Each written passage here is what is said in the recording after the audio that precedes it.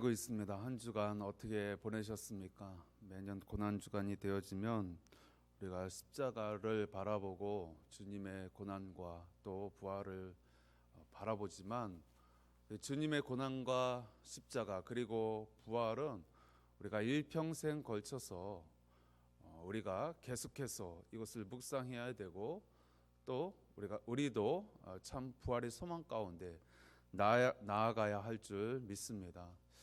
늘 그런 것처럼 고난 주간이 되어지면 우리에게 더 많은 시련이 있고 또 어려움이 있고 유혹이 있고 환란이 있는 것 같습니다. 예수님께서 마침내 금요일 오후 십자가상에서 죽임을 당하셨습니다. 자신의 뜻이 아니라 주님의 뜻, 하나님의 성부 하나님의 뜻 가운데에 십자가에 달려 죽으셨습니다. 그것은 죽음이고 그것은 절망이고 그것은 끝이 결코 아니었습니다. 십자가의 죽으심은 바로 예수님의 부활에 대한 준비였던 것을 우리는 기억합니다. 저와 여러분들도 마찬가지로 준비하는 자들인 줄 믿습니다. 준비하는 시간은 결코 낭비하는 시간이 아니다라는 그러한 말이 있습니다. 준비하는 그 자체가 중요하다라는 것입니다. 예수님도 십자가의 죽음으로 부활을 준비하셨던 것처럼 저와 여러분들도 성령 충만을 준비해야 할 줄 믿습니다. 성령 강림의 준비도 사도행전에 나오는 성령 강림의 준비도 그와 같았다라는 것입니다. 성령 강림 사건에 있어서 사도들은 주의 성도들은 그날을 간절히 사모하면서 준비하였던 것을 알 수가 있습니다. 예수님께서도 그리하라라고 당부하셨습니다. 그래서 누가복음 24장 49절에 보면 위로부터 능력을 입혀질 때까지 이 성에 머물라 하시니라 라고 이렇게 하셨던 것을 볼 수가 있습니다. 예수님이 십자가에 마침내 죽으시고 그리고 부활하시고 이 땅에 잠시 계셨다가 하늘에 오르실 때에 너희는 몇 날이 못되어 내가 너희에게 약속한 것이 너희에게 임할 것이니 너희는 기다려라. 그때를 준비하라 라고 하셨던 것입니다. 성령님의 오심을 소망하면서 준비하라. 예수님이 이 땅에 오셨을 때도 소리 소문 없이 준비 기간이 있었음을 우리는 기억을 합니다. 예수님이 오시기 이전에는 말씀을 통하여 말씀을 받은 선지자를 통하여 하나님의 뜻이 전달되었던 것을 보게 되어집니다. 그러나 그 기간이 예수님이 오시기 전까지 약 400년 기간, 구약과 신약 사이에 이 400년 기간 동안에 하나님께서 특별히 말씀하시지 않은 그 기간이 있습니다. 우리를 이 기간을 신학적으로 소위 중간기라고 이렇게 이야기를 합니다. 구약시대 때는 하나님께서 주의 종을 들어서 말씀하셨는데 하나님이 주의 종을 들어서 말씀하지 않는 것입니다. 그런데 마침내 때가 이르자 하나님께서 선지자를 통하여 말씀하시는데 그 선지자가 바로 세례 요한이었습니다. 그렇습니다. 세례 요한은 구약의 마지막 선지자인 것입니다. 세례 요한을 통해서 예수님이 이 땅에 처음 오시는 그 길을 준비케 하셨던 것을 우리는 보게 되어집니다. 그리고 마침내 성자 시대, 즉 예수님의 시대가 활짝 열리는 것을 보게 되어집니다. 우리가 성경을 구분할 때 흔히 시대별로 성부 시대, 우리가 구약을 성부 시대, 또 예수님이 계셨을 때 성자 시대, 그리고 예수님이 승천하신 이후에 성령 시대 이렇게 구분을 합니다. 물론 이것이 어폐가 있습니다. 성부, 성자, 성령 하나님은 동일하시고 늘 함께 하시는 분이기 때문에 우리가 편의상 성경의 역사를 구분할 때 성부 시대, 성자 시대, 성령 시대 이렇게 구분하지만 성부, 성자, 성령 삼위일체 하나님은 언제나 함께 하셨고 또 함께 역사하셨던 것입니다. 그러나 우리가 편의상 그렇게 구분을 해보자 하는 것이죠. 예수님이 세례 요한의 선포대로 이 땅에 오심으로 인하여 성자 시대, 예수님의 시대가 활짝 열렸습니다. 이제 새로운 장을 여는데 새로운 그러한 것이 필요한 것입니다. 그리고 성자 예수님의 시대가 저물고 마침내 성령의 시대가 열리게 되는 것입니다. 그렇다면 이 성령 시대에 있어서 무엇을 어떻게 준비가 되었는지 오늘 말씀을 통해서 우리가 살펴보기를 원하는 것입니다. 첫 번째로는 성령의 시대가 활짝 열리기 위해서 예수님이 승천해야 한다라는 사실입니다.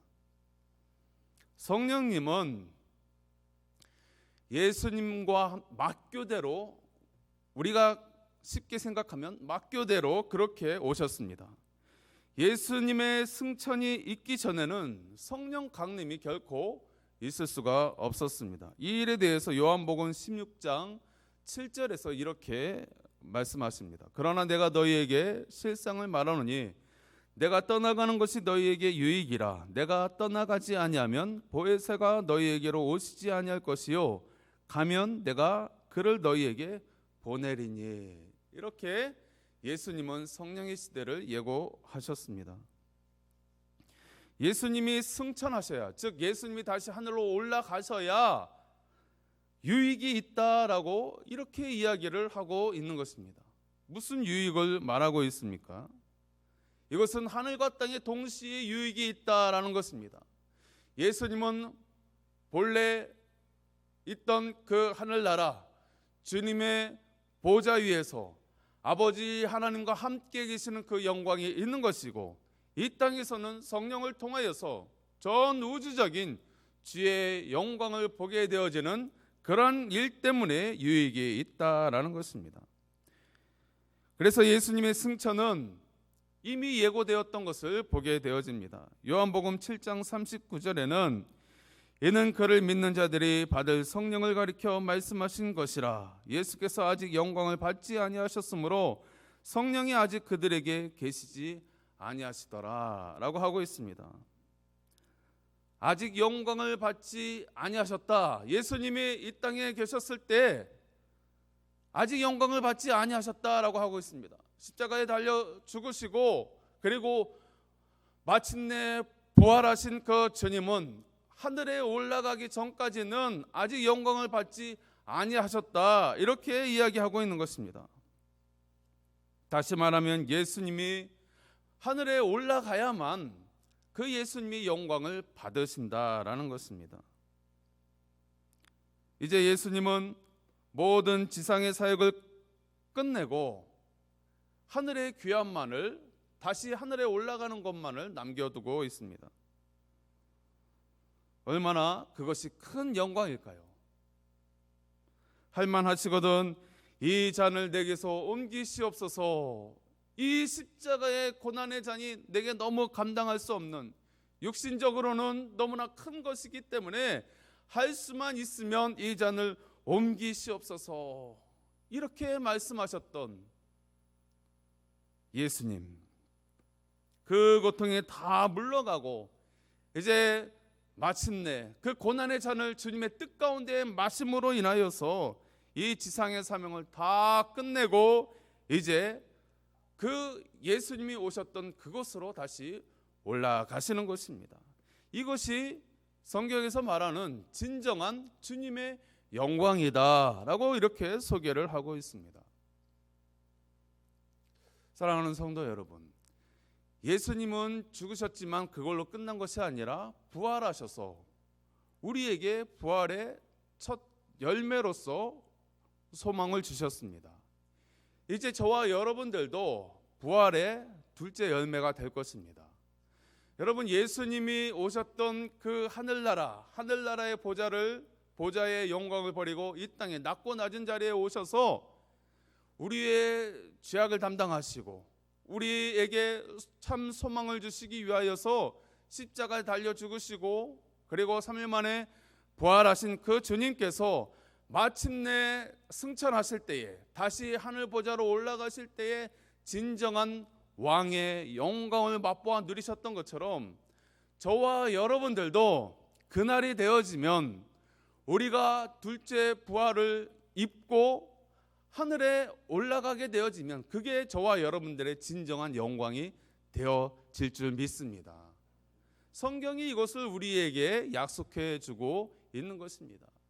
이 땅에서 조금 더 누리고 조금 더 얻고 조금 더 많은 것을 가져야 영광이 아니라 우리의 참 영광은 예수님처럼 우리가 하늘나라에 올라갈 때의 진정한 영광을 누리게 되어지는 것입니다.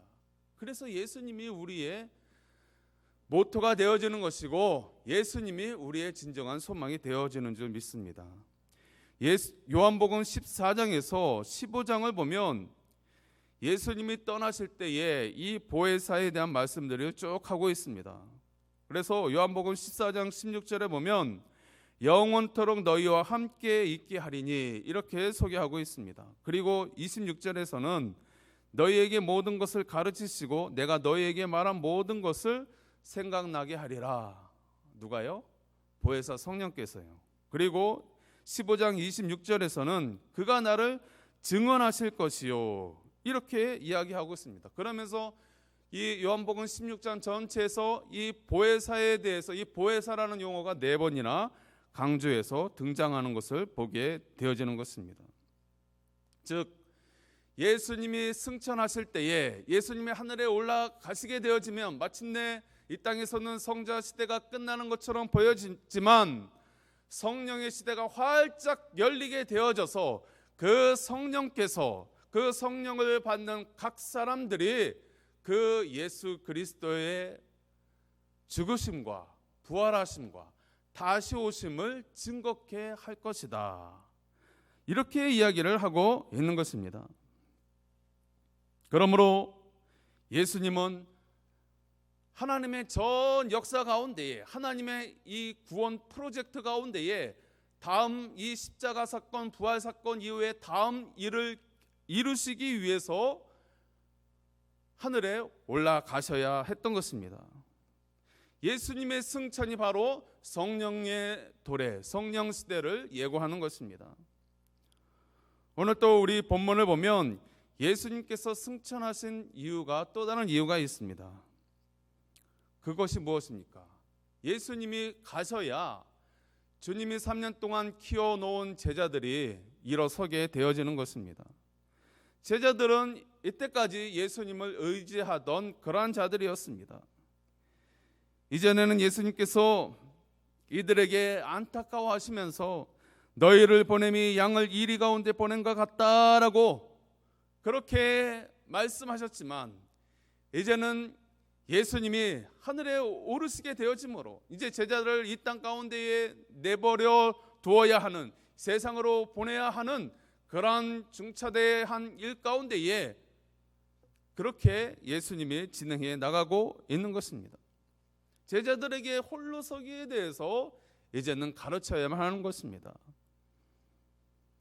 동물의 세계 가운데에 많은 동물들이 본능에 따라서 새끼를 키우게 될 때에 특별히 이 새끼들이 독립하기 위해서 처음에는 그 모성애라고 그러죠. 모성의 그 본능대로 새끼들을 잘 젖을 먹이고 키우다가 마지막 이제 어느 정도 자랐다 싶으면은 아주 매몰차게 그렇게 내보내는 것을 보게 되어집니다. 독수리 새끼도요. 처음에는 그 둥지에서 어미가 먹을 것도 갖다 주고 또 깃털로 이렇게 잘 보호를 하지만 이제 때가 되어지면 그 깃털을 다 치워버리고요. 솜털을 치워버리고 가시 같은 그 밑에서 올라오는 가시로 다 찔리게끔 만들어가지고 그 둥지에서 떨어뜨리게 만드는 그래서 홀로서기를 하게 하는 그런 모습을 보게 되어집니다. 심지어 개도요. 개도 그 모성애가 발동되면 계속해서 젖을 먹이고 그렇게 하지만 그 새끼가 때가 되면 어느 정도 때가 되면 아주 그 매몰차게 발길질을 하고 또 먹이도 주지 않는 그런 모습을 제가 시골에 살면서 보았습니다. 동물들도 그러할진데 오늘 예수님께서 이 제자들, 사랑하는 제자들, 이 제자들이 이제 온전히 세워져야 할 때가 되었음을 예수님은 직감하셨던 것입니다. 그리고 예수님이 다시 올라가야, 그리고 성령이 내려와야 이 제자들이 성령 충만을 받고 땅끝까지 이르러 주의 증인이 되어질 것을 예수님은 바라보셨다라는 것입니다. 그래서 오늘 말씀에도 보면 두 번째로 마띠아를 세운 일을 보게 되어지는 것입니다. 성령 강림 이전의 두 번째 과제는 바로 사람을 세우는 일이었습니다. 가룟 유다가 예수님을 배반하고 자살해버리고 말았습니다. 이제 12명의 제자에서 11명밖에 남지 않았습니다. 예수님께서 계획하신 그 빈자리가 생기고 말았던 것입니다. 이 10이라고 하는 것은 그냥 우연의 수가 아니라 12제자는 그냥 우연하게 12명이 채워진 것이 아니라 계획된 숫자입니다. 완전한 숫자입니다. 그런데 그 완전한 숫자에서 지금 하나가 비고 있는 것입니다. 그래서 한 사람을 더 채울 필요가 있었습니다. 그 사람이 사도로 뽑힌 자가 바로 마띠아였다라고 그렇게 소개를 하고 있는 것입니다. 성경을 보면 구약이나 신약이나 그리고 오늘날에도 사람 세우는 일을 통하여서 사람을 통해서 하나님께서 성령의 일들을 감당케 하시는 것을 우리는 너무나 잘 알고 있습니다. 구약에서 출애굽한 이스라엘 백성들을 다스릴 그러한 천부장, 백부장, 50부장, 10부장을 세우는 것을 우리는 말씀을 통해서 잘 보고 있습니다. 그리고 신약의 오늘 사도행전에서도 보면 초대교회가 7지사를 세우고 그들을 통해서 사도의 일들을 돕는 그러한 것들을 우리는 볼 수 있는 것입니다. 왜 그렇게 하고 있습니까? 구약시대나 신약시대나 주의 일들을 감당할 때에 하나님은 사람을 통하여서 주의 영광을 보게 하시고 주의 일들을 감당하게 하시는 것을 볼 수가 있는 것입니다. 이처럼 사람이 중요하다는 것을 아신 예수님께서는 승천하시고 남겨진 주의 성도, 주의 제자들을 이제 그들을 통하여서 하나님의 나라가 확장되어지는 것을 보기를 원하셨던 것입니다. 그들을 통하여서 그들이 훈련이 되어지고 또 그들이 나아가서 또 다른 사람을 훈련시키고 제자로 삼아서 교회를 세우고 하나님의 나라가 확장되어지는 그런 것을 보게 하시는 것입니다. 예수님이 세우신 사도의 자격에 대해서 오늘 21절에 잘 나와 있습니다. 첫째는 무엇입니까? 요한의 세례로부터 예수님이 다시 올려진 날까지 바로 함께 다녔던 그런 사람 줄 중에 주의 사도가 뽑혀져야 했던 것입니다. 두 번째로는 예수님의 부활을 증거할 사람인 것입니다. 예수님의 삶을 증거하고 예수님의 부활을 증거할 사람이 뽑혀져야 했던 것입니다. 그러한 자들에게 이제 주의 성령이 임할 때에 담대함으로 그들이 직접 보고 들은 대로 예수 그리스도에 대해서 증거함으로 인하여서 주의 나라를 확장케 하는 것을 보게 되어집니다. 이방인의 사도로 부름받은 사도 바울도 그와 같은 예수님의 방법대로 사람을 키우고 사람을 세우는 일을 통하여서 주의 일들을 보게 하였던 것을 볼 수가 있습니다. 그래서 바울도 그의 사랑하는 아들 디도에게 말하기를, 디도서 1장 5절에 보면 내가 너를 그레데에 남겨둔 이유는 남은 일을 정리하고 내가 명한 대로 각 성의 장로들을 세우게 하려 함이니 라고 하고 있습니다. 사도 바울도 사람을 택하고 사람을 세워서 그 사람을 통하여 또 다른 주의 종들을 세우는 일들을 감당케 하는 것을 보게 되어지는 것입니다. 이러한 일들 가운데에 이것은 사람의 일이 아니라 주의 일이기 때문에 주의 능력이 아니고서는 이러한 것들이 이루어질 수 없기 때문에 너희는 기다려라, 그리고 준비해라. 몇 날이 못되어 너희에게 그 보혜사 성령이 임하실 것인데 그 성령을 의지하여 너희가 나아가면 마침내 주의 일을 보게 될 것이고 주의 나라가 확장됨을 너의 눈으로 보게 될 것이다 말씀하고 있는 것입니다. 말씀의 결론을 맺겠습니다. 오순절 성령 강림 사건은 사물이라 다른 것에 임한 것이 아니라 바로 부름받은 택함받은 주의 성도들에게 임했던 것을 보게 되어집니다. 특별히 기도하던 자들에게 임했습니다. 세상적으로 권력이 있고 똑똑하고 배운 자들, 권력이 있고 재물이 있고 가진 것이 있는 자들에게 성령이 임했던 것이 아니라 기도하면서 예수님이 말씀하신 대로 그날을 준비하며 기도하고 있던 그 자들에게 성령 강림 사건이 임했던 것을 우리는 보게 되어집니다. 그리고 그들을 통해서 성령의 놀라운 은혜 가운데에 주의 일들을 지금까지 오늘날에도 이렇게 보게 하셨던 것을 우리는 잘 알고 있습니다. 사랑하는 성도 여러분, 예수님은 십자가의 죽음을 통하여서 부활을 준비했습니다. 우리들도 준비하는 자들입니다. 우리에게 주님께서 성령의 놀라운 은혜를 허락하셨습니다. 성령 충만을 통하여서 우리의 능이 아니라 주의 능을 통하여서 주의 나라를 바라볼 수 있도록 은혜를 허락하셨습니다. 우리들은 무엇을 준비해야 합니까? 주님이 다시 오심을 우리는 준비해야 될 줄 믿습니다. 우리가 성령 충만할 때에 성령 충만함으로 우리가 기도하며 우리에게 맡겨진 직분을 따라서 주의 말씀을 증거하며 주의 말씀에 주의 능력을 권능을 나타내 보일 때에 때가 되어지면 마침내 그날에 주님이 영광 가운데에 다시 오시는 것입니다. 만왕의 왕으로 다시 오시는 것입니다. 심판주로 다시 오시게 될 것입니다.